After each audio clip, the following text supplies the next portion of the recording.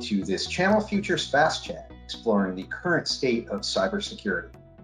I'm Jason Aiken, Channel Futures Director of Content Marketing, and I'm joined today by Tony Anscombe, Chief Security Evangelist at ESET. Tony, welcome, and let's dive right in by discussing a widespread security problem.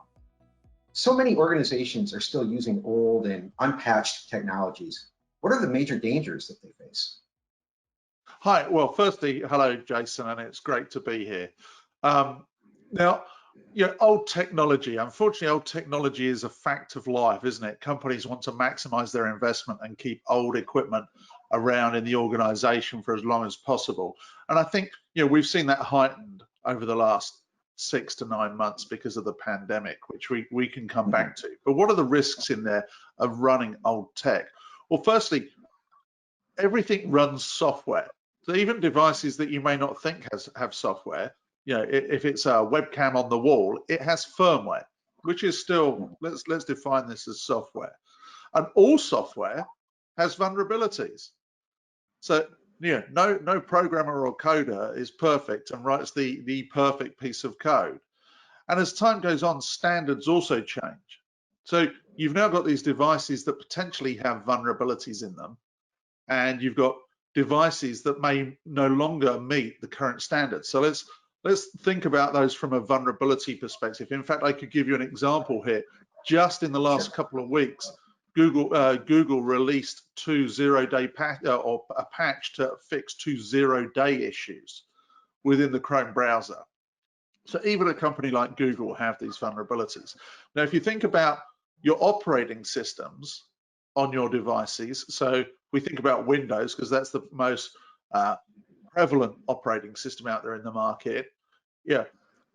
If you've got an old Windows 7 machine that you've got an employee using still, that's out of life, end of life by Microsoft. It's no longer receiving updates and patches. So therefore, the security things are not getting fixed. Now, the risk here is, of course, cyber criminals will come along and see this as easy prey.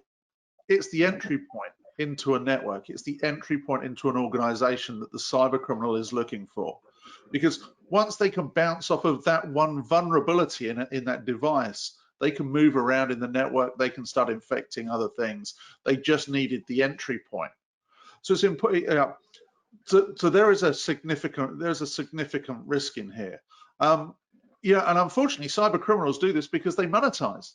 That's one thing we shouldn't forget, isn't it? Is cybercrime is a business, and that's why they're going to look for the easy prey in there.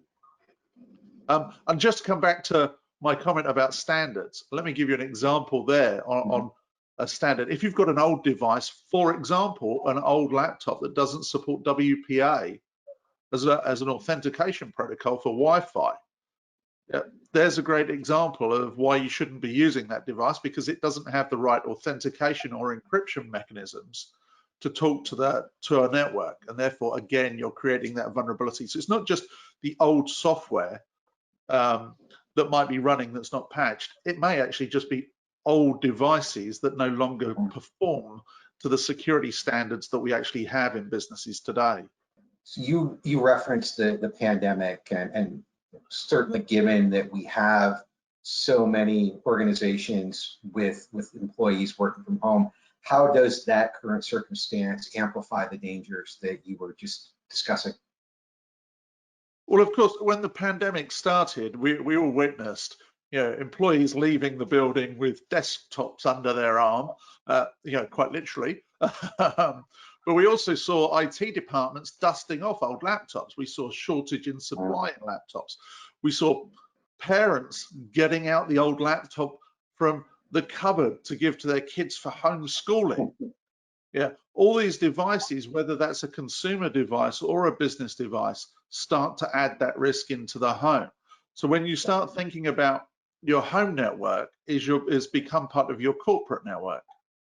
So if your child is sitting there using an old Windows XP or a Windows 7 device or an unpatched device, then potentially they may actually be making your work device vulnerable, because they're giving the cyber criminal an entry point into your network. at home, which therefore they can springboard off into your corporate environment.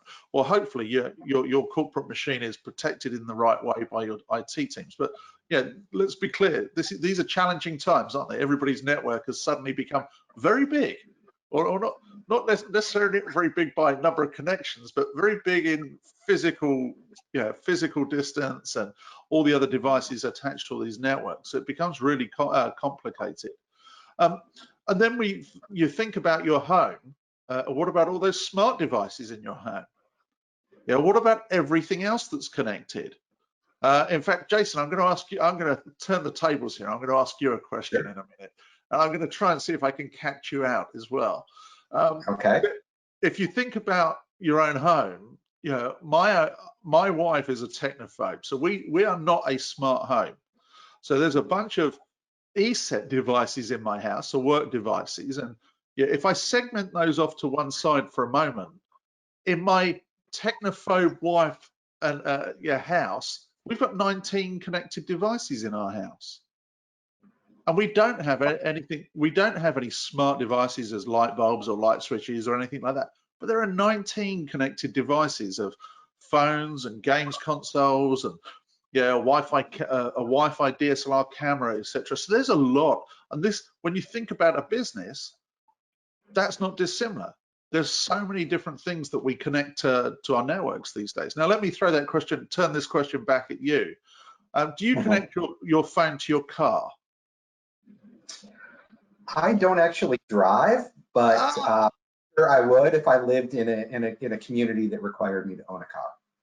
Well, that you caught me out then, because one of the things you can always typically say to somebody is if they drive is, when was the last time you updated the firmware in your car? Because you get in, you connect your phone to your car, and actually even if you take your car to the dealer and ask for a firmware update in the infotainment system, they're going to go, I have no clue how to do that. Right. Yeah. And my point is there are so many connected devices that we all use that you have to think of all of them to actually keep yourself safe. So that is a lot to take in, obviously. So given the context of everything that you just explained, what steps should organizations take immediately to minimize these dangers? Well, firstly, make sure that the old tech you're using is still receiving security vulnerability updates. So if you are on an old version of the operating system, so for example, Windows 7 no longer receives them, so there should be no Windows 7 or prior devices. Now, that's very easy for somebody like me to say. If you look at certain industries, they may have equipment, that very expensive equipment that was purchased a number of years ago, that has a management console sat next to it, or a device that runs the expensive piece of equipment that's on one of those old operating systems. So let's use the health industry as an example. You know, if you've got an MRI scanner that's been in the hospital for 10 years and it's still operational and still being used on a daily basis, there's a good chance it might have a Windows 7 machine sat next to it, and that's the only level of operating system that can be used to manage the MRI scanner. So in that instance, the hospital's not going to turn and say, well, the operating system's too old, we'll get rid of the MRI scanner, because that's kind of an expensive replacement, isn't it? Sure. The segmentation, that device should be separated from the network. It shouldn't have an internet connection. So there should be no opportunity for an outside source to come in and actually get to that machine. So you minimize the risk.